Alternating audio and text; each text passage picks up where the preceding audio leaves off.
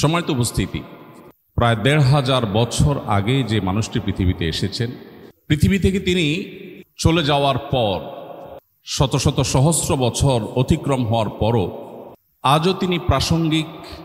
বিশেষ করে যখন আমরা কোনো সংকটে পড়ি, সেটা ব্যক্তি থেকে নিয়ে বৈশ্বিক পর্যায় পর্যন্ত, প্রত্যেকটা পর্যায়ে প্রতিটি সংকটে যাকে আমাদের সবচেয়ে বেশি স্মরণ হয় এবং যাকে স্মরণ করতে আমরা বাধ্য, তিনি আপনার আমার প্রাণের নবী মুহাম্মদ মুস্তাফা সাল্লাল্লাহু আলাইহি ওয়াসাল্লাম।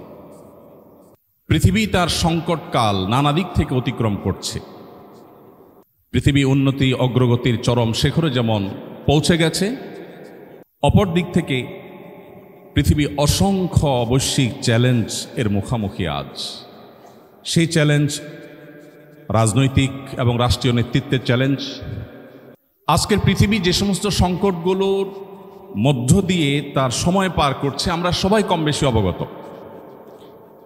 এই সংকটগুলোকে আমরা যদি ভাগ করি, তাহলে দেখা যাবে একদিক থেকে রাজনৈতিক এবং রাষ্ট্রীয় নেতৃত্বের চ্যালেঞ্জ, অপর দিক থেকে পরিবেশগত সমস্যা এবং পরিবেশের ভারসাম্যহীনতার চ্যালেঞ্জ, আরেক দিকে আমরা দেখি সামাজিক অস্থিরতা এবং অবিচারের চ্যালেঞ্জ।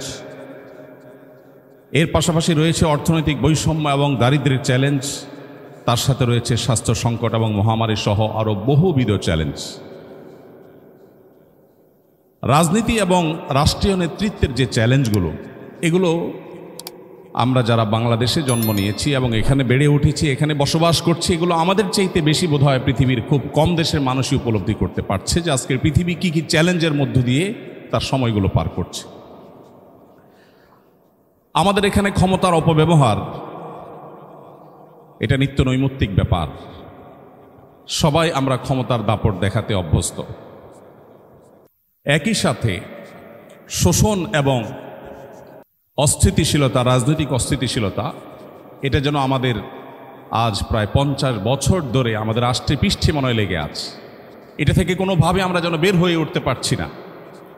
আমাদের দেশের বাইরেও গোটা বিশ্বে আজ নীরব শোষণ চলছে। হয়তো পৃথিবীর কোনো এক অঞ্চল যারা অঢেল খনিজ সম্পদের মালিক, তারা শোষিত হচ্ছে পৃথিবীর উন্নত দেশগুলো দ্বারায়।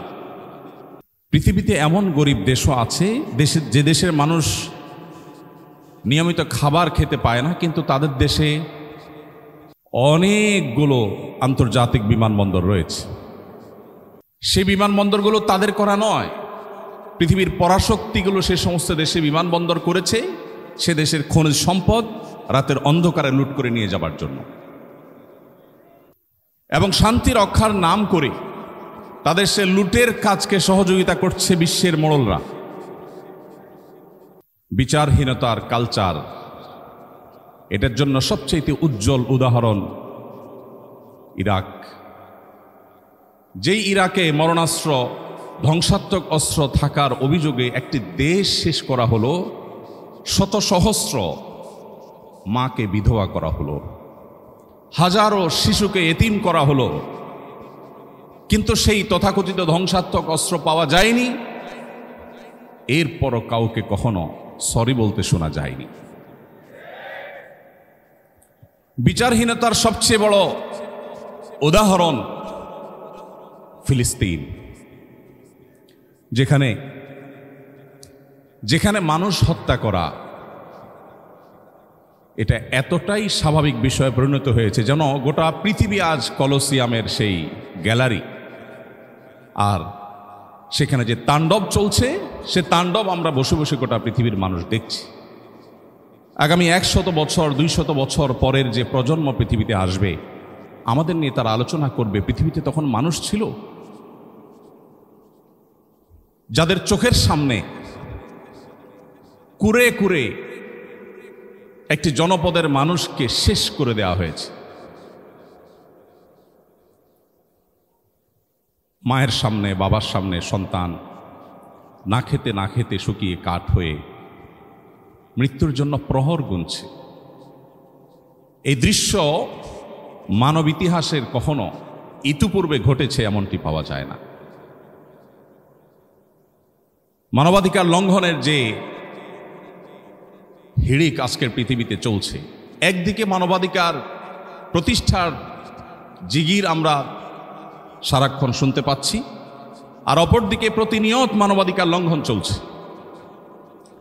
ধর্মীয় সংঘাত, যুদ্ধের নামে গণহত্যা, কি নেই আজকের পৃথিবীর সংকটের তালিকায়।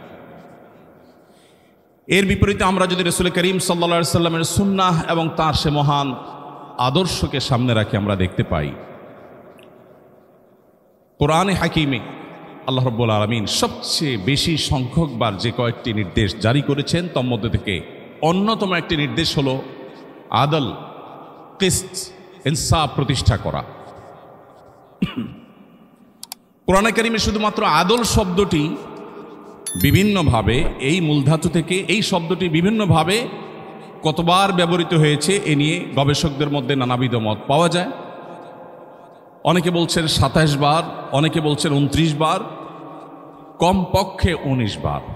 এর নিচে হওয়ার কোনো সম্ভাবনা না, বা এর কম হওয়ার কোনো সম্ভাবনা নেই। এর পাশাপাশি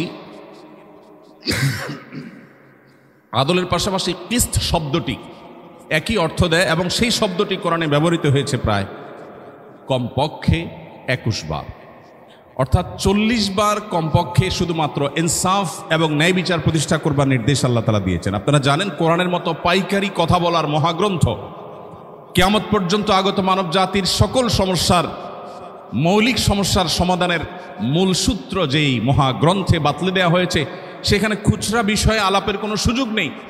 যেই মহাগ্রন্থে ৫ ওয়াক্ত নামাজের বিস্তারিত বিবরণ দেবার সুযোগ পর্যন্ত নেই, সেই মহাগ্রন্থে আল্লাহ রাব্বুল আলামিন যে সমস্ত আদেশ করেছেন, বিশেষ করে কোরআনে কারিমের আদেশ নিষেধের তালিকার দিকে একবার চোখ বুলালে আমাদের কাছে স্পষ্ট হয়ে যাবে আল্লাহ রাব্বুল আলামিনের কাছে মুহাম্মদ সাল্লাল্লাহু আলাইহি ওয়াসাল্লামের আদর্শে ইনসাফ এবং ন্যায় বিচারের গুরুত্ব কতখানি হলে শত সহস্র ইস্যু থাকতে শুধুমাত্র ন্যায় বিচারের ব্যাপারে আল্লাহ তাআলা পৃষ্ঠায় পৃষ্ঠায়, পাতায় পাতায় কোরআনে বারবার মানব জাতিকে সতর্ক করেছেন। আপনারা সবাই মক্কার কুরাইশ এবং মদিনার ইহুদিদের ষড়যন্ত্র সম্পর্কে অনেক ভালো করেই জানেন। মদিনার নবী করিম সাল্লাল্লাহু আলাইহি সাল্লাম তাকে ইনসাফের পথ থেকে বিচ্যুত করবার জন্য হেন কোনো চেষ্টা নেই যেটা করা হয়নি।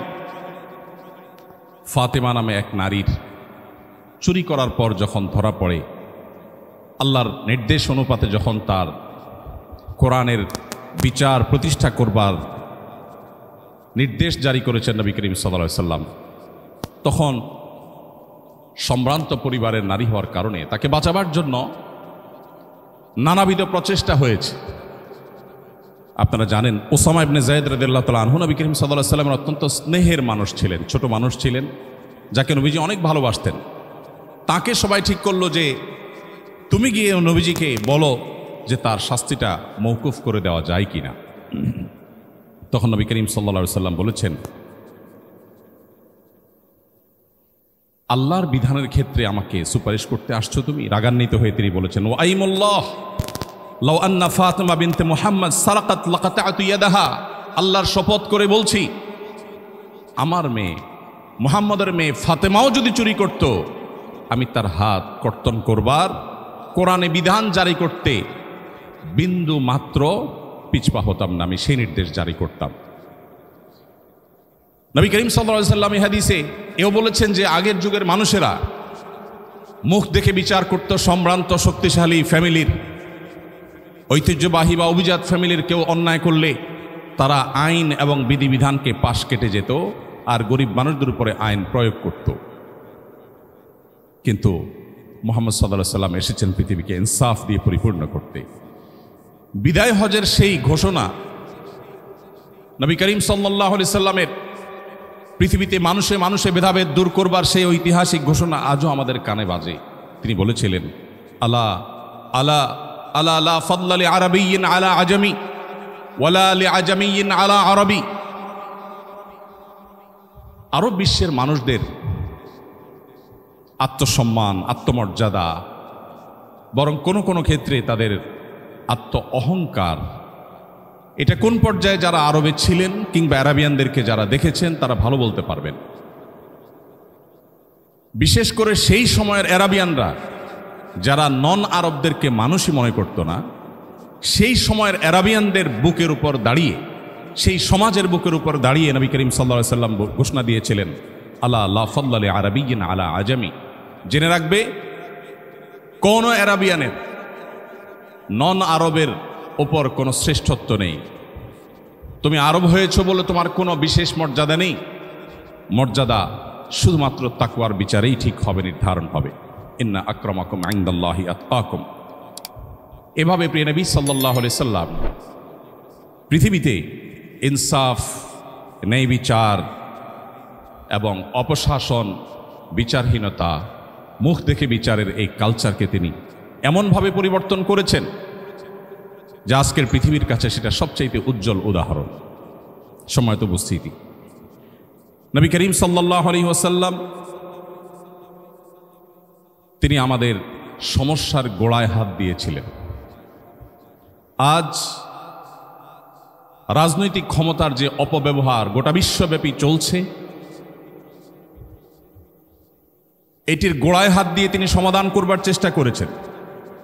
তিনি মানুষকে সে দর্শনের দীক্ষা দিয়েছেন, শিক্ষা দিয়েছেন, যেই দর্শনে বিশ্বাসী মানুষ কখনো তার রাজনৈতিক ক্ষমতার অপব্যবহার করতে পারে না। নবী করিম সাল্লাল্লাহু আলাইহি সাল্লাম আমাদেরকে শিক্ষা দিয়েছেন যে ইন্নাল্লাহা হুয়াল কাদির, আল্লাহ রাব্বুল আলামিন শুধুমাত্র কাদির, তিনি শুধুমাত্র সব কিছু করতে পারেন, সব কিছুর ক্ষমতা শুধুমাত্র তার নিয়ন্ত্রণে, আমরা তার দাস মাত্র, যেই হই না কেন।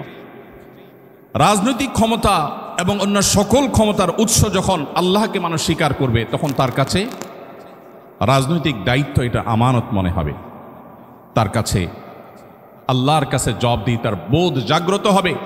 আর আল্লাহর কাছে জবাবদিহিতার বোধ যদি জাগ্রত হয়, তাকে মনিটর করবার জন্য কোনো কিছুর প্রয়োজন হবে না। সেলফ মনিটরিং সিস্টেম দ্বারা সে নিজেকে সঠিক পথে ধরে রাখবে। আজকের পৃথিবী আজও যদি মুহাম্মদ সাল্লাল্লাহু আলাইহি সাল্লামের সেই জীবন দর্শনকে ধারণ করে, আজ যে সমস্যাগুলো আমরা দেখছি, এগুলোর সমাধানের পথ অনেক সহজেই তারা খুঁজে পাবে। সম্মানিত উপস্থিতি, নবী করিম সাল্লাল্লাহু আলাইহি সাল্লাম শোষণমুক্ত সমাজ করবার জন্য, গঠন করবার জন্য কি না করেছেন, আমি প্রায় বলার চেষ্টা করি। অনেক নীতি কথা আজকের সমাজে আমরা শুনতে পাই, অনেক সুশীল মানুষ আমরা দেখতে পাই। এমন মানুষ কি পৃথিবীতে আমরা একজনও দেখাতে পারবো যিনি নিজের জন্য যে জামা কিনেন, নিজের গাড়ির ড্রাইভারের জন্য সেম জামা কিনেন, নিজের বাচ্চার জন্য যে জামাটা কিনেছেন, নিজের বাসার কাজের বুয়ার বাচ্চাটার জন্য গিফট হিসাবে যে জামা কিনবেন, সে একই জামা কিনেছেন, এরকম মানুষ পৃথিবীতে আমরা একজনও আছি কিনা আমি জানি না। কিন্তু মুহাম্মদ সাল্লাল্লাহু আলাইহি সাল্লাম সেই মানুষ যিনি বলেছেন, ইখওয়ানুকুম খাওয়ালুকুম, তোমাদের অধীনস্থ মানুষেরা তোমাদেরই ভাই, তাদেরকে তোমাদের সাথে বসে খাওয়াও, তোমরা যা খাও তাদেরকে তাই খাওয়াও, তোমরা যা পরো তাদেরকে তাই পরিধান করাও। প্রিয় ভাইরা আমার, তিনি শুধুমাত্র নীতিবাক্য বলে ক্ষান্ত হননি, তিনি যা বলেছেন তার প্রতিটি কথাকে তিনি বাস্তবায়ন করে গেছেন। পৃথিবীর অন্য সব দার্শনিক, অন্য সব ব্যক্তিবর্গের সাথে তার পার্থক্যের জায়গাটা এখানে। তিনি শুধুমাত্র নীতিবাক্য দিয়ে যাননি, প্রতিটি বিষয়কে তিনি নিজে করে দেখিয়েছেন, তার প্রমাণ তিনি তার সমাজে প্রতিষ্ঠিত করেছেন এবং বিশ্ববাসীর কাছে তিনি উদাহরণ হয়েছেন। এই জন্য আল্লাহ বলেছেন, লাকাদ কানা লাকুম ফি রাসূলিল্লাহি উসওয়াতুন হাসানা। উসওয়া শব্দের অর্থ হলো অনুপম, তুলনাহীন। আল্লাহর রাসূলের মধ্যে রয়েছে তোমাদের জন্য এমন আদর্শ, যে আদর্শ তোমরা আর কোথাও খুঁজে পাবে না। পৃথিবীতে কোনো মনীষী পাওয়া কঠিন হবে, তিনি যত বড় মহানই হন না কেন, যে তার বাসার অধীনস্থ কাজের লোকদের জন্য সেই পোশাক কিনবেন যে পোশাক তার গায়ে থাকবে, একই গাড়িতে চলবেন, ড্রাইভার এবং তার পোশাকে কোনো পার্থক্য থাকবে না, একই জামা, একই ব্র্যান্ডের, হয়তো একই কালারের জামা তিনি পরবেন এবং পরাতে দিবেন। এত মহান মানুষ পৃথিবীতে মুহাম্মদ সাল্লাল্লাহু আলাইহি সাল্লাম ছাড়া আর কাউকে পাওয়া সম্ভব নয়। সম্মানিত উপস্থিতি, শোষণমুক্ত সমাজ গড়ে তোলার জন্য শ্রমিকের অধিকার নিয়ে কি না করেছেন তিনি। পৃথিবী বলছে শ্রমিকের অধিকার দাও, নবীজি বলছেন না, হয়নি। শ্রমিকের অধিকার দেওয়া নয়, ঘাম শুকাবার আগে দিতে হবে। পৃথিবী বলে শ্রম দিয়েছে তারপর পারিশ্রমিক দাও। নবীজি বলেছেন না, শ্রম দিয়ে শেষ করার আগে আগে পারিশ্রমিক দাও। সৌদি আরবের সরকারিভাবে এবং বেসরকারিভাবেও, আমি 10 বছর সৌদি আরবে ছিলাম, সে সুবাদে আমি জানি সেখানে স্যালারি ইস্যু হতো। এখন কি চলছে বা কি আছে আমি জানি না, বাকি আমি 2009 থেকে 18 এই সময়ের কথা বলছি। 10 বছর আমি নিজে এর উপকারভোগী এবং আমি দেখেছি যে সেখানে হিজরি সন অনুপাতে স্যালারি ইস্যু হয়ে থাকে। সরকারি বেসরকারি সমস্ত প্রতিষ্ঠানগুলোতেই, প্রায় বেশিরভাগ প্রতিষ্ঠানগুলোতেই আমি দেখেছি যে মাসের 25, 26, 27 তারিখের মধ্যে স্যালারি ইস্যু হয়। ওই যে নবীজি বলেছেন ঘাম শুকাবার আগে, এই জন্য মাস শেষ হওয়ার আগে তারা স্যালারি ইস্যু করে। সম্মানিত উপস্থিতি, মুহাম্মদ সাল্লাল্লাহু আলাইহি সাল্লাম যে জীবন দর্শন আমাদের কাছে রেখে গেছেন, তার সে জীবন দর্শন আজকের পৃথিবীর যাবতীয় রাজনৈতিক এবং রাষ্ট্রীয় নেতৃত্বের যত সংকট আছে সেগুলো দূর করবার জন্য সবচাইতে কার্যকর এবং সবচাইতে বাস্তবসম্মত। আজকের পৃথিবীতে অনেক নসিহা, পরমত সহিষ্ণুতার বিষয়ে, সংখ্যালঘুদের অধিকারের বিষয়ে আমরা শুনতে পাই। যদিও নসিহার মধ্যেই সেটি সীমাবদ্ধ থাকে, আমরা দেখি বাস্তবে তার উল্টো। পৃথিবীর উন্নত অনেক দেশ আছে যে দেশগুলো আমাদের দেশে তথাকথিত সংখ্যালঘু নির্যাতনের কথা বলে আমাদেরকে চাপের মধ্যে রাখে। যদিও পৃথিবীতে সংখ্যালঘুদের অধিকারের ব্যাপারে বাংলাদেশের মানুষের মতো সচেতন, বাংলাদেশে মানুষের মতো সতর্ক এবং দায়িত্বশীল মানুষ পৃথিবীতে পরের কথা আমাদের সাবকন্টিনেন্টের আশেপাশের কোনো দেশের মধ্যেও নেই। আমি চট্টগ্রাম হাটাজারি মাদ্রাসায় পড়েছি। হাটাজারি মাদ্রাসায় যদি আপনি যান, আপনি দেখতে পাবেন এখনো 100 বছর ধরে ঠিক মাদ্রাসার মসজিদের ওয়াল ঘেঁষে সামান্য কয়েক মিটার দূরেই একটি মন্দির আছে। এই 100 বছরের ইতিহাসে কোনোদিন মন্দির থেকে একটি ইট মসজিদে যায়নি, মসজিদ থেকে একটা ইট মন্দিরে আসেনি। এর নাম বাংলাদেশ। সেই বাংলাদেশের মানুষকে সংখ্যালঘুদের অধিকার শেখাতে যারা আসে, তাদের চরিত্র আমরা খুব ভালো করে জানি। মুসলমানদের সাথে মুস্কি হেসে কথা বলে মুসলমানদের ধ্বংসের যাবতীয় আয়োজন করার এই কারিগরেরা আমাদেরকে আজ সবক দিতে আসে সংখ্যালঘুদের অধিকারের ব্যাপারে। আমরা সেই নবীর উম্মত যে নবী আমাদেরকে শিখিয়েছেন। আল্লাহ তাআলা কোরআনে বলেছেন, লা ইয়ানহাকুমুল্লাহু আনিল্লাযীনা লাম ইউকাতিলুকুম ফিদ-দীন ওয়া লাম ইখরিজুকুম মিন দিয়ারিকুম আন তাবাররুহুম ওয়া তুকসিতু ইলাইহিম ইন্নাল্লাহা ইউহিব্বুল মুকসিতিন। যে সমস্ত অন্য ধর্মাবলম্বী মানুষেরা তোমাদেরকে দেশান্তর করে দেয়নি, ধর্মযুদ্ধ চাপিয়ে দেয়নি, তোমাদের সাথে শান্তিপূর্ণ সহাবস্থান করছে, তোমরা তাদের সাথে সদাচরণ করতে, ন্যায়নিষ্ঠ আচরণ করতে আল্লাহ তোমাদের নিষেধ করেন না, বরং আল্লাহ তাআলা ন্যায়নিষ্ঠ আচরণকারীকে ভালোবাসেন। আমরা সেই ধর্মের অনুসারী, আমরা সেই নবীর উম্মত যার প্রতি এই আয়াত নাজিল হয়েছে। প্রিয় ভাইরা আমার, আমরা সেই নবীর উম্মত যে নবী সাল্লাল্লাহু আলাইহি সাল্লাম এমন জীবন দর্শন রেখে গেছেন, যে জীবন দর্শনে অন্য এবং ভিন্ন মতের মানুষদেরকেও আমাদের সহ্য করতে তিনি শিখিয়েছেন। তার ঐতিহাসিক মদিনা সনদের কথা আমরা কে না জানি, যে মদিনা সনদ আজও গোটা বিশ্বের মানুষের কাছে সবচেয়ে বড় রোল মডেল। ভিন্ন ধর্মের মানুষদেরকে কিভাবে অ্যাকোমোডেট করে একটি শান্তিপূর্ণ সমাজ গড়বার উদ্যোগ নিতে হয়, নবী করিম সাল্লাল্লাহু আলাইহি সাল্লামের এই সিদ্ধান্ত রাজনৈতিক অঙ্গনে সবচেয়ে বড় এবং সবচেয়ে পুরাতন মডেল।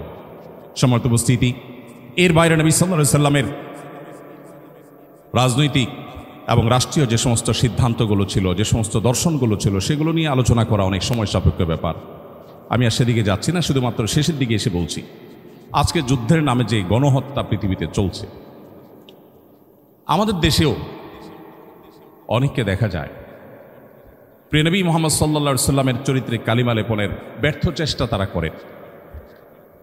তারা নবী করিম সাল্লাল্লাহু আলাইহি সাল্লামকে এমনভাবে ফুটিয়ে তোলার, এমনভাবে উপস্থাপন করবার চেষ্টা করে যেন তিনি একজন যুদ্ধবাজ মানুষ ছিলেন, নাউজুবিল্লাহ। প্রিয় ভাইরা আমার, আপনারা নিশ্চয়ই জেনে থাকবেন নবী করিম সাল্লাল্লাহু আলাইহি সাল্লামের জীবনে যতগুলো যুদ্ধে, যতগুলো অভিযানে তিনি অংশগ্রহণ করেছেন, তার নেতৃত্বে যতগুলো যুদ্ধ হয়েছে, সাকুল্যে সবগুলো যুদ্ধে দুই পক্ষের যে মানুষ মারা গেছেন, উভয় পক্ষের, মুসলিমদের এবং শত্রুপক্ষের উভয় পক্ষের যে মানুষগুলো মারা গেছেন, রণাঙ্গনে যুদ্ধে মারা যাওয়া মানুষের সংখ্যা প্রায় 400-র কাছাকাছি। ইহুদিদের প্রতি তাদের বিশ্বাসঘাতকতার শাস্তি স্বরূপ নবী করিম সাল্লাল্লাহু আলাইহি সাল্লাম যে মৃত্যুদণ্ডের নির্দেশ দিয়েছিলেন, সেখানে কিছু মানুষ মারা গেছে যারা মূলত সম্মুখ যুদ্ধে রণাঙ্গনে মারা যাওয়া মানুষদের কাতারে পড়ে না, সেজন্য তাদেরকে আমি বাদ রেখে বলছি। আজকের পৃথিবীতে কোনো একটা এলাকার পার্লামেন্ট মেম্বার নির্বাচিত হওয়ার জন্য শুধুমাত্র অগণিত মানুষকে জীবন দিতে হয়।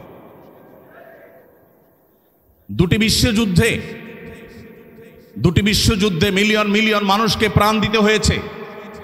আর মুহাম্মদ সাল্লাল্লাহু আলাইহি সাল্লামের আদর্শকে পৃথিবীতে প্রতিষ্ঠিত করবার জন্য সাকুল্যে প্রায় মাত্র 400 মানুষকে রণাঙ্গনে জীবন দিতে হয়েছে উভয় পক্ষের।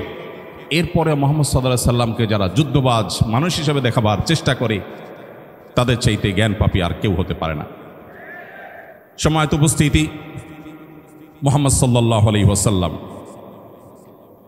তার যুদ্ধের যে নীতি ছিল, দু একটি পয়েন্ট আপনাদের জানা বিষয়গুলো আপনাদের সাথে শেয়ার না করে আমি পারছি না। আজ বলা হয় আজকের পৃথিবী সভ্য পৃথিবী, বলা হয় আজকের পৃথিবী মানবিক পৃথিবী, বলা হয় আজকের পৃথিবী মানবাধিকারের পৃথিবী, বলা হয় আজকের পৃথিবী নারী অধিকার আদায়ের পৃথিবী। মুহাম্মদ সাল্লাল্লাহু আলাইহি সাল্লাম যখন নারী অধিকার নিয়ে কথা বলেছেন, তখন নারী অধিকার নিয়ে কথা বলাটা ফ্যাশনের বিষয় ছিল না, আজকে যেমনটি ফ্যাশনের বিষয়ে পরিণত হয়েছে। আজকে কেউ নারী অধিকার নিয়ে সচেতন মানে সে খুব সময় সচেতন মানুষ। তার জন্য পৃথিবীর হাজারো সংগঠন, হাজারো প্রতিষ্ঠান তার পাশে এসে দাঁড়াবে, এবং এটা একটা ফ্যাশনের বিষয় হয়ে গেছে যে নারী সচেতন, নারী অধিকার সচেতন। নবী করিম সাল্লাল্লাহু আলাইহি সাল্লাম সেই সমাজের বুকের উপর দাঁড়িয়ে নারী অধিকার কথা বলেন না, নারী অধিকারকে প্রতিষ্ঠা করেছেন যেই সমাজে বাবা নিজের কন্যাকে জীবন্ত পুঁতে ফেলত শুধুমাত্র কন্যা হওয়ার অপরাধে। নবীজি সাল্লাল্লাহু আলাইহি সাল্লাম সেই সমাজের বুকের উপর দাঁড়িয়ে বলেছেন, কোনো ব্যক্তি যদি দুটি কন্যা সন্তানের বাবা মা হয় এবং তাদের সঠিক লালন পালন করে, তাদের জান্নাতের দায়িত্ব আমি নিলাম। প্রিয় ভাইরা আমার, কোরআন এবং হাদিসের কোথাও আমি পাই না 1 ডজন বা হাফ ডজন ছেলের বাবা হলে, ছেলের মা হলে তার জন্য জান্নাতের বারান্দায়ও যাওয়ার সুযোগ আছে, এরকম কোনো হাদিস আমার জানা নেই। কিন্তু কন্যা সন্তানের ব্যাপারে নবী সাল্লাল্লাহু আলাইহি ওয়াসাল্লাম এই কথা বলেছেন। কোরআনে কারিমে আপনারা জানেন সূরাতুন নিসা আছে, সূরাতুল রিজাল নাই। পুরুষদের সূরা বলতে সূরা নাই, কিন্তু নারীদের সূরা বলতে সূরা আছে। সেই জাতিকে যদি নারী অধিকার শেখাতে আসে, তার চাইতে বড় দুর্ভাগ্যের বিষয় আর কিছু হতে পারে না।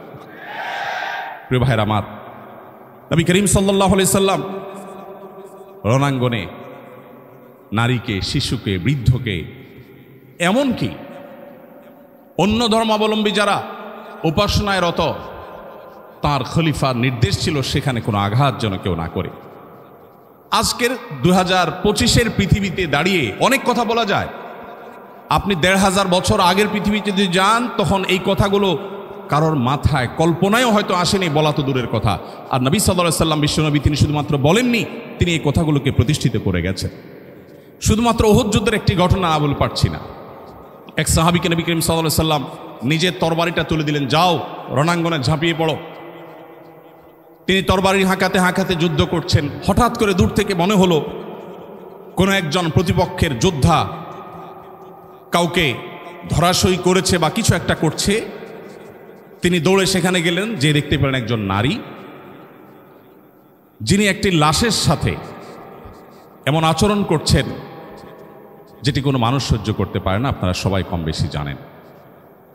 লাশের বিকৃতির এই ঘটনা দেখে, সেই লাশ মুসলমানের লাশ দেখে ওই সাহাবী টকবগে জ্বলে উঠলেন, তরবারি বের করলেন। যখন তাকে আঘাত করতে যাবেন, হঠাৎ তিনি থমকে দাঁড়ালেন, কারণ তিনি পরবর্তীতে বলেছেন, এই তরবারি তো মুহাম্মদ সাল্লাল্লাহু আলাইহি সাল্লামের তরবারি। তিনি কোনোদিন কোনো নারীর গায়ে কখনো ফুলের টোকা দেননি। এই নারী যত বড় অপরাধী করুক না কেন, অন্তত মুহাম্মদ সাল্লাল্লাহু আলাইহি সাল্লামের তরবারি দিয়ে তাকে আঘাত আমি করতে পারি না। আপনি কোথায় পাবেন সেই জীবন আদর্শ? কোথায় পাবেন সেই মহান ব্যক্তিত্ব? প্রিয় ভাইরা আমার, আমাদের নবী করিম সাল্লাল্লাহু আলাইহি সাল্লাম তো সেই মানুষ, যে মানুষ রাষ্ট্রীয় নেতৃত্ব এবং রাজনৈতিক যে চ্যালেঞ্জ আছে সেই চ্যালেঞ্জগুলো মোকাবেলা করার জন্য শুধুমাত্র নীতি কথা বলেননি। আপনারা সবাই জানেন তিনি বিছানায় শুয়েছেন, পিঠে দাগ পড়ে গেছে, তাকে মায়া করে বলা হলো আপনার জন্য একটু নরম বিছানার ব্যবস্থা করুন। তিনি বলেছেন না, প্রয়োজন নেই। তখনকার পারস্য সম্রাট, রোমান সম্রাট, আশপাশের সম্রাটদের যে জীবনযাপনের তাদের যে কালচার ছিল, কৃষ্টি ছিল, তাদের যে শৌখিন লাইফস্টাইল ছিল, তার তুলনায় মুহাম্মদ সাল্লাল্লাহু আলাইহি সাল্লামের সাদাসিধা জীবন মানব ইতিহাসে হয়তো দুই একটা খুঁজে পাওয়া যাবে, কিন্তু সামগ্রিকভাবে তার তুলনা পৃথিবীতে দেওয়ার মতো কোনো মানুষ আপনি পাবেন না।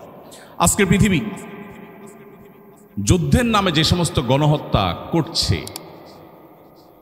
এবং সে সমস্ত গণহত্যা দেখে পৃথিবীতে যারা এখনো পর্যন্ত নিষ্ক্রিয় নীরব দর্শকের ভূমিকা পালন করছে, বরং অনেক ক্ষেত্রে সেটাকে সমর্থন জানাচ্ছে, এই মানুষগুলোই আজ আমাদেরকে সবচেয়ে বেশি মানবতা, মানবাধিকারের সবক শিখিয়ে থাকে।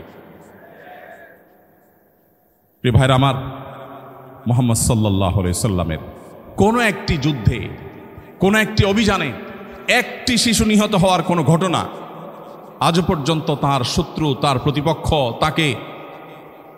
তাকে দু চোখে দেখতে পারেন এমন কোনো ইতিহাসবিদ আজও পর্যন্ত উল্লেখ করতে পারে নাই। এরপরেও আজ আমরা অনেক মুসলিমরা পর্যন্ত বিভ্রান্তিতে পড়ে যাই। চকচকে তকতকে পরিবেশ দেখে, আজকের পৃথিবী দেখে অনেকেই নিজের ঈমান নিয়ে সন্দিহান হয়ে পড়েন। মুসলমানদের নানা দিক থেকে অধঃপতন এবং পিছিয়ে পড়া দেখে আমরা অনেকে বিভ্রান্তির মধ্যে পড়ে যাই।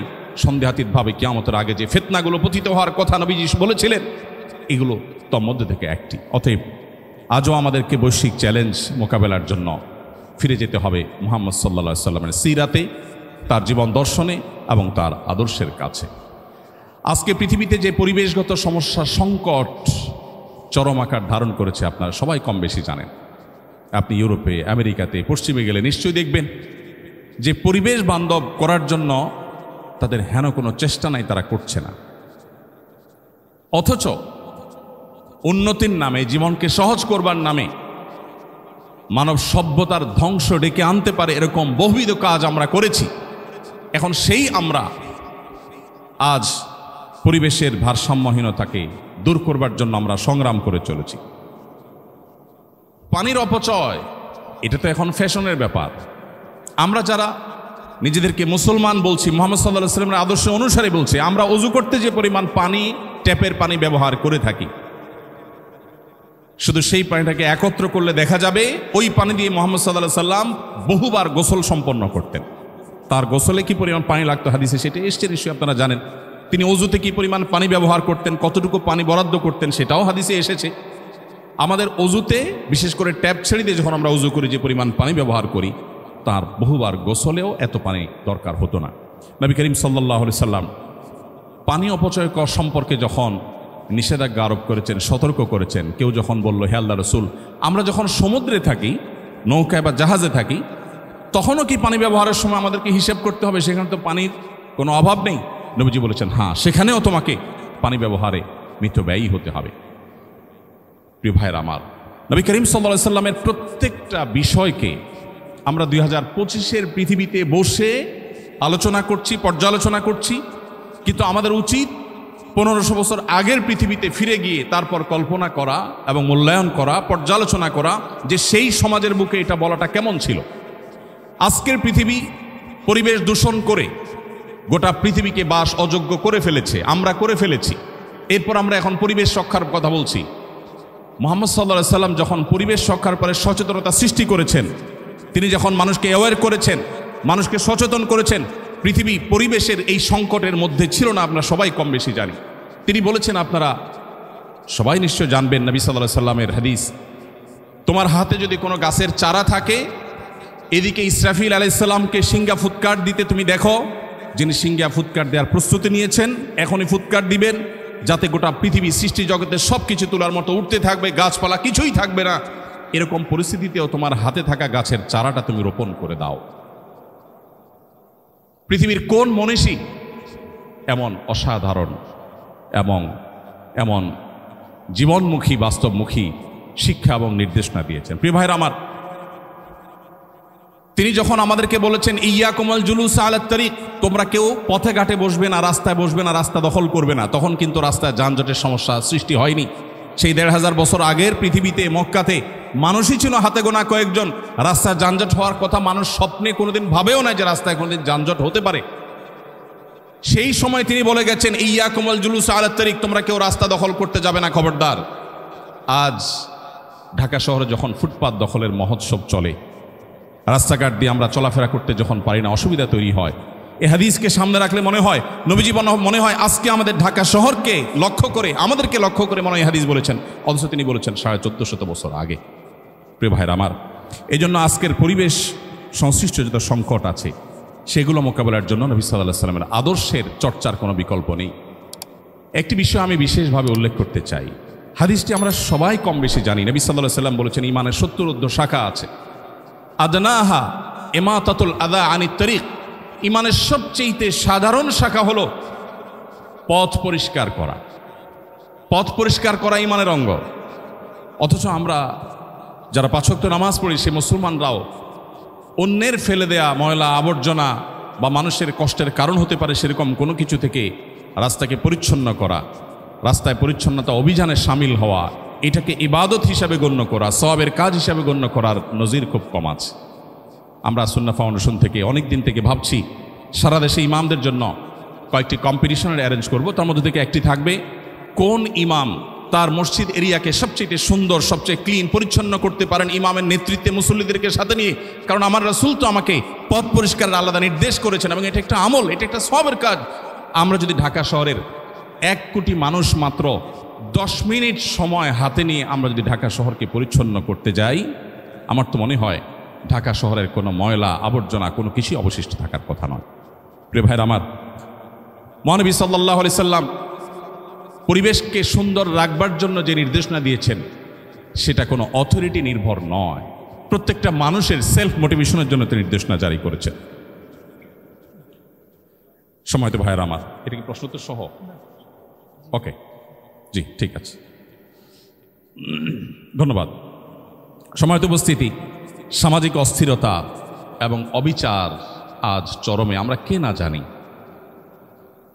আইন শৃঙ্খলা চকচকে তকতকে দেখি পৃথিবীর অনেক দেশে, যেটা দেখে আমাদের মনে হয় যে বাহ, কত সুন্দর তারা সভ্য হয়ে গেছেন। সন্দেহাতীতভাবে অ্যাপ্রিসিয়েট করার মতো অনেক কিছু আছে, কিন্তু এর পেছনের যে আমাদের অজানা ইতিহাস, অজানা ঘটনাবলী বা অজানা অধ্যায় আছে, সেটাও আমাদের আমলে আনা উচিত এর সঠিক পর্যালোচনা করবার জন্য। আজ পৃথিবীর সবচেয়ে উন্নত অংশ মনে করা হয় যে দেশ বা যে দেশগুলোকে, সেখানে বর্ণবাদ এখনো এতটা শক্তিশালী যে এখনো পর্যন্ত কৃষ্ণাঙ্গদেরকে দিনের আলোতে পায়ের নিচে পাড়া দিয়ে মেরে ফেলা হচ্ছে, গোটা পৃথিবী দেখছে। এখনো প্রতিনিয়ত শুধুমাত্র ভিন্ন বর্ণের হওয়ার কারণে নানা রকম বৈষম্যের শিকার হতে হচ্ছে। প্রিয় ভাইরা আমার, মুহাম্মদ সাল্লাল্লাহু আলাইহি সাল্লাম যে জীবন দর্শন আমাদের সামনে রেখে গেছেন, সেখানে আমরা কে না জানি বেলালে হাবশী রাদিয়াল্লাহু তাআলা আনহু সুদূর ইথিওপিয়ার সেই টিগ্রে অঞ্চলের হাবসি ভিলেজ থেকে আগত, কোথায় সে ইথিওপিয়া আফ্রিকার আর কোথায় সে মক্কা, সেখান থেকে আগত কৃতদাস বেলালে হাবশী রাদিয়াল্লাহু তাআলা আনহু, তাকে এত মর্যাদা মুহাম্মদ সাল্লাল্লাহু আলাইহি সাল্লাম দিয়েছেন যে তাকে তিনি তার মুয়াজ্জিন ঘোষণা করেছেন। নবীজির সময়কার মুয়াজ্জিন আর আজকে আমাদের সমাজের মুয়াজ্জিন এক নয়। আমরা জানি আমাদের সমাজে মুয়াজ্জিন খুবই সাধারণ একজন মানুষ হয়ে থাকেন, সমাজে তার তেমন কোনো মর্যাদা থাকে না। মুহাম্মদ সাল্লাল্লাহু আলাইহি সাল্লামের সমাজের মুয়াজ্জিন ছিলেন সানি ইমাম, ইমামের পর যার মর্যাদা, আর ইমাম যিনি রাষ্ট্রনায়ক তারপরে যার অবস্থান, তার মর্যাদা কতখানি থাকতে পারে তা বলার অপেক্ষা রাখেন। যে মানুষটিকে মক্কার মানুষেরা নির্যাতন নিষ্পেষণ করেছিল, মুহাম্মদ সাল্লাল্লাহু আলাইহি সাল্লাম তাকে সে মর্যাদা দিয়েছেন। সময়ত ভাইরা, বর্ণ বৈষম্য দূর করবার জন্য নবী করিম সাল্লাল্লাহু আলাইহি সাল্লাম বিদায় হজের ভাষণে বারবার করে বিভিন্ন অ্যাঙ্গেল থেকে মানুষকে সতর্ক করেছেন, সচেতন করেছেন। নারী অধিকার প্রতিষ্ঠা করার জন্য বলেছেন ফাস্তাউসু বিন নিসাই খায়রা, নারীদের ব্যাপারে তোমরা আমার কাছ থেকে ওসিয়ত গ্রহণ করো, আমি ওসিয়ত করে যাচ্ছি, তাদের ব্যাপারে সদাচরণ, তাদের ব্যাপারে দায়িত্বশীল আচরণ করবার জন্য তোমরা সদা প্রস্তুত থাকবে। আল্লাহ বলেছেন ওয়াশিরুহুন্না বিল মারুফ, সংসার করতে হলে সুন্দর এবং সঠিকভাবে যথাযথভাবে ন্যায়সঙ্গতভাবে সংসার করবে। খবরদার তাদেরকে সংসারে আটকে রেখে বৈবাহিক জীবনে তাদেরকে আবদ্ধ করে রেখে জুলুম করবে, সেই ইখতিয়ার তোমাকে দেওয়া হয়নি। সময়ত ভাইরা, আজ বর্ণবাদের বিরুদ্ধে হয়তো সবাই কথা বলবে, কিন্তু মুহাম্মদ সাল্লাল্লাহু আলাইহি ওয়াসাল্লাম শুধু কথা বলেন নাই, তিনি বেলালে হাবশিকে এমন জায়গায় বসিয়েছেন যে জায়গায় বসানোর ফলে সমাজের কেউ বর্ণবাদ নিয়ে টু শব্দ করবার মতো সাহস দেখায়নি। আজও পৃথিবীতে অনেক কৃষ্ণাঙ্গকে সম্মানজনক জায়গায় বসানো হয়, ক্ষমতার আসনে বসানো হয়, কিন্তু তার পেছনের ইতিহাস হলো রন্ধ্রে রন্ধ্রে বর্ণবাদ, রন্ধ্রে রন্ধ্রে বৈষম্য নানাভাবে সেখানে বিরাজ করছে। সময়ত ভাইরা, নবী করিম সাল্লাল্লাহু আলাইহি সাল্লামের বিদায় হজের ভাষণ শুধুমাত্র যদি আমরা আলোচনা করি, পর্যালোচনা করি, তাহলে বোধ হয় সেটা আলোচনা করে শেষ করা কঠিন হবে। তিনি ন্যায় এবং মানবিক এক পৃথিবী গড়ে তুলেছিলেন। তার পৃথিবীতে, তার সমাজে, তার আদর্শের মধ্যে যারা গড়ে উঠেছেন, তার নেতৃত্বে যারা গড়ে উঠেছেন, বেড়ে উঠেছেন, মানব ইতিহাসে ইনসাফের যে উদাহরণ তারা তৈরি করেছেন, এটা বোধহয় মানব ইতিহাসে আর কখনো ফিরে আসবে না। আজকের পৃথিবী আবার যদি তাকে চর্চা করে, তাকে অনুসরণ করে, আজকে যে সামাজিক অস্থিরতা আমরা দেখতে পাচ্ছি, যে অবিচার দেখতে পাচ্ছি, সেটা পরিপূর্ণভাবে নির্মূল করা সম্ভব। সম্মানিত উপস্থিতি, নবীজি সাল্লাল্লাহু আলাইহি সাল্লামের জীবনের কোন অধ্যায় রেখে কোন অধ্যায় নিয়ে আমরা কথা বলব? তিনি যখন মক্কা বিজয় করলেন, যে মানুষগুলো মক্কা থেকে তাকে চরম অপমানিত করে, লাঞ্ছিত করে, কষ্ট দিয়ে বিদায় করেছে, বিতাড়ন করেছে, তিনি যখন মক্কায় ফিরে আসলেন, তিনি সেই মানুষ যিনি বললেন লা তাসরিবা আলাইকুমুল ইয়াউম, আজ তোমাদের কাছ থেকে কোনো প্রতিশোধ গ্রহণ করা হবে না, সবাইকে সাধারণ ক্ষমা ঘোষণা করা হলো। উল্লেখযোগ্য কোনো রক্তপাত ছাড়াই তিনি মক্কা বিজয় করলেন। যে বিশাল বহর নিয়ে তিনি এসেছেন মক্কা বিজয়ের সময়, সে বহর দেখে মক্কার মুশরিকেরা সবাই ভড়কে গিয়েছিল। না জানি আজকে কি ম্যাসাকারটা হয়ে যায়। ধৈর্য এবং সহিষ্ণুতার যে উদাহরণ তিনি রেখেছেন, সেটা শুধুমাত্র তার কথার মধ্যে নয়, তার কাজের মাধ্যমে তিনি বাস্তবায়ন করেছেন। আজকের পৃথিবীতে সেজন্য কথার ফুলজড়ি নয়, বাস্তব উদাহরণ হওয়া মানুষদের জীবনী আমাদের চর্চা করতে হলে মুহাম্মদ সাল্লাল্লাহু আলাইহি সাল্লামকে সর্বাগ্রে আমাদেরকে চর্চা করতে হবে, অধ্যয়ন করতে হবে। আজকের যে অর্থনৈতিক বৈষম্য এবং দারিদ্র্যের চ্যালেঞ্জ আজকের পৃথিবীতে আমরা দেখতে পাচ্ছি, বেকারত্ব, ভোগবাদ মানুষকে কুরে কুরে খাচ্ছে, ধ্বংসের শেষ প্রান্তে নিয়ে যাচ্ছে, আমরা সম্পদের অসম বন্টন দেখতে পাচ্ছি।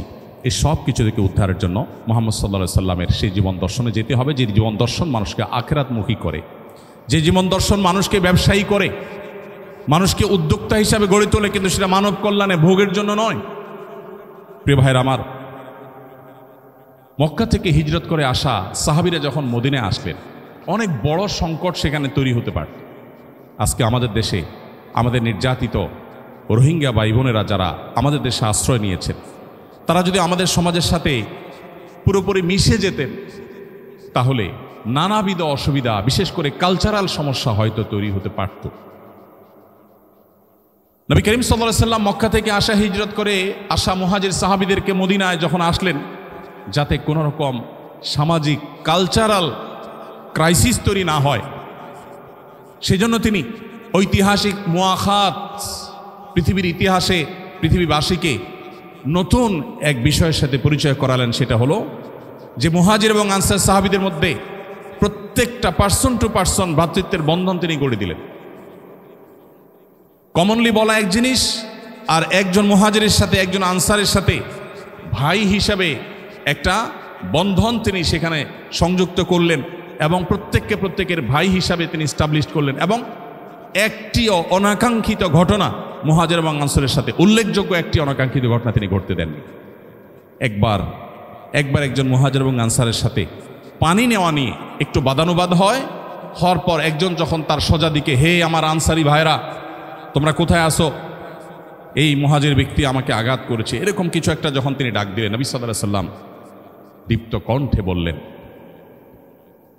মালি, কি হলো আমার, যে তোমাদের কণ্ঠে আমি জাহিল যুগের আহ্বান শুনছি। এগুলো জাহিল যুগের আহ্বান, জাতিগত আহ্বান ডেকে সংঘাত সৃষ্টি করা, দাঙ্গা সৃষ্টি করা, মারামারি হানাহানি সৃষ্টি করা, এগুলো জাহিলি যুগের স্বভাব। দাউহা ফাইন্নাহা মুনতিনা, এগুলোকে তোমরা পরিত্যাগ করো, পরিহার করো, ছুঁড়ে ফেলে দাও, এগুলো দুর্গন্ধযুক্ত।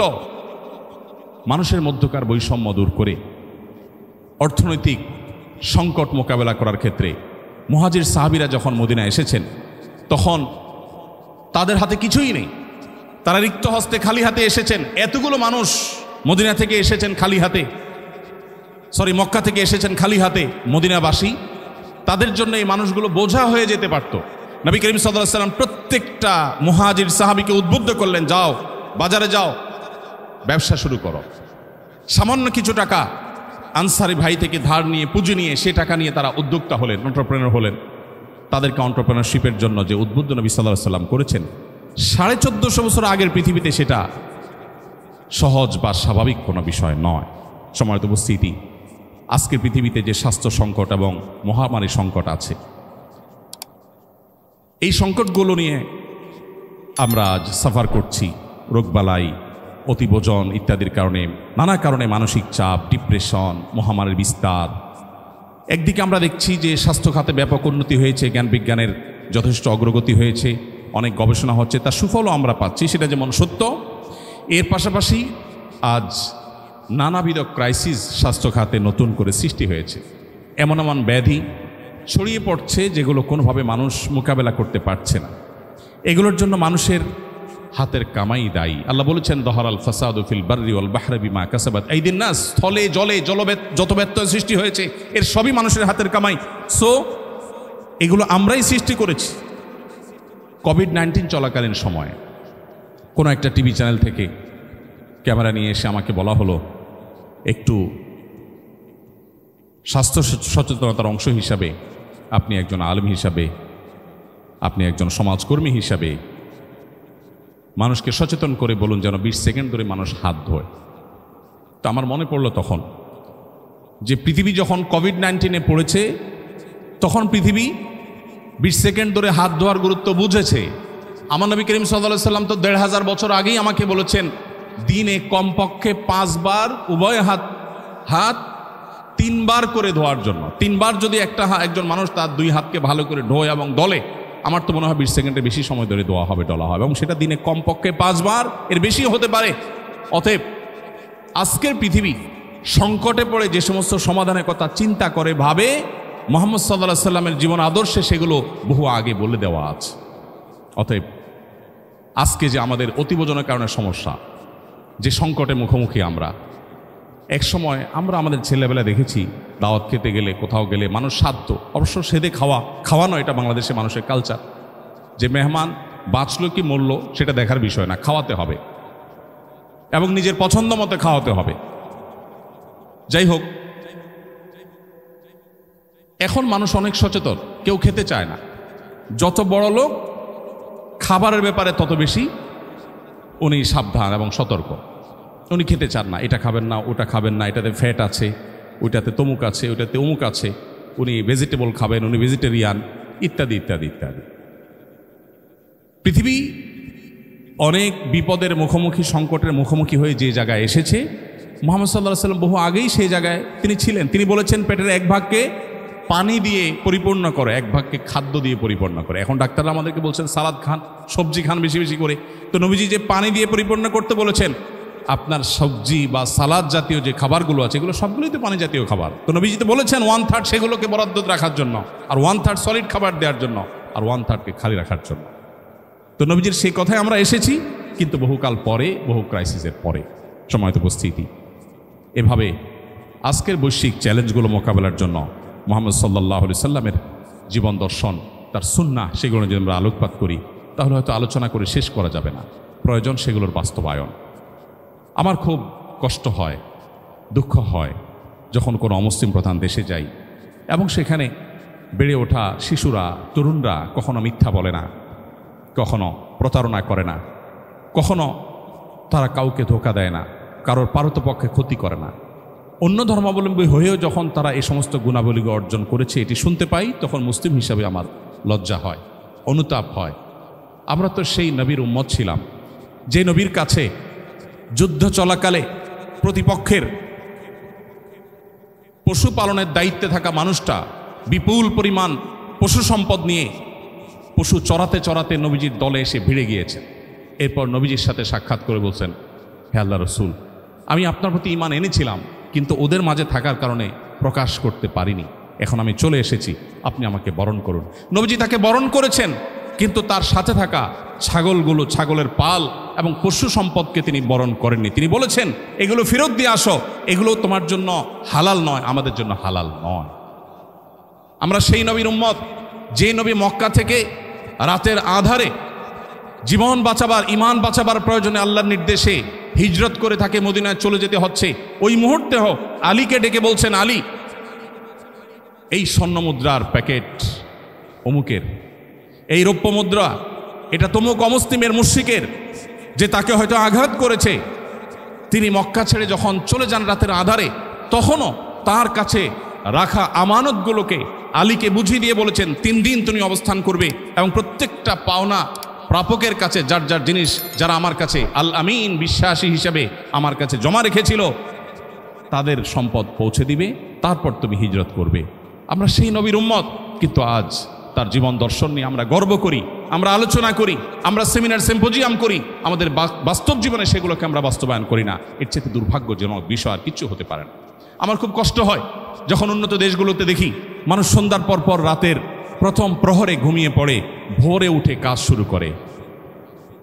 আমার কষ্ট হয় এই জন্য যে আমি তো সেই নবীর উম্মত, যে নবীজি সম্পর্কে তার সহধর্মিনী আমাদের মা আয়েশা রাদিয়াল্লাহু তাআলা আনহা বলেছিলেন, নাহান নবী সাল্লাল্লাহু আলাইহি সাল্লাম আনিস সামুরি বাদাল আয়েশা, নবীজি এশার পরে কথাবার্তা বলা অপছন্দ করতেন, খুবই অপছন্দ করতেন। তিনি এশার পরে কথা বলতে পছন্দ করতেন না, এশার পরপর তিনি ঘুমিয়ে যেতেন। কারণ নবী সাল্লাল্লাহু আলাইহি সাল্লাম ইয়াকরাহু নওম ক্বাবলা আল আয়েশা ওয়াল হাদিস বাদা, নবীজি এশার আগে ঘুমানো অপছন্দ করতেন, আর এশার পরে ঘুম ছাড়া অন্য কোনো আড্ডাবাজি অপছন্দ করতেন। স্বামী স্ত্রীর একান্ত আলাপচারিতা ছাড়া অন্য কোনো কথা তিনি এশার নামাজের পরে অ্যালাউ করতেন না। সময়ত ভাইরা, আজকের উন্নত পৃথিবীগুলো, আজকের উন্নত দেশগুলো, উন্নত পৃথিবী আজ নবী সাল্লাল্লাহু আলাইহি ওয়াসাল্লাম সে সমস্ত সুন্নাতে জ্ঞাতসারে কিংবা অজ্ঞাতসারে অনুসরণ করে তারা উন্নতির চরম শিখরে পৌঁছে গেছে। আমরা কিন্তু আজ অবনতির দিকে যাচ্ছি। অতএব আমাদেরকে যদি আবারও উন্নতির সেই চরম শিখরে পৌঁছতে হয়, চড়তে হয়, আমাদের চর্চা করতে হবে মুহাম্মদ সাল্লাল্লাহু আলাইহি ওয়াসাল্লামের আদর্শকে। আল্লাহ রাব্বুল আলামিন আমাদের সবাইকে সেই তৌফিক দান করুন।